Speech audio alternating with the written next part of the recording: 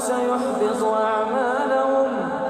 يا أيها الذين آمنوا أطيعوا الله وأطيعوا الرسول ولا تبطلوا أعمالكم.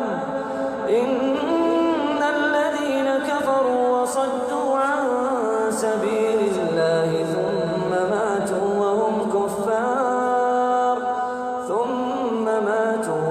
كفار فلن يغفر الله لهم.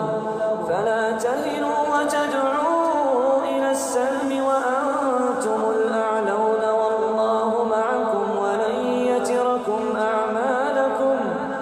إنما الحياة الدنيا لعب ولهو وإن تؤمنوا وتتقوا يؤتكم أجوركم ولا يسألكم أموالكم.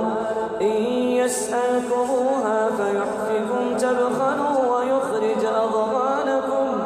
ها أنتم هؤلاء تدعون لتنفقوا في سبيل الله فمنكم من يبخل ومن يبخل فإنما يبخل عن نفسه والله الغني وأنتم الفقراء.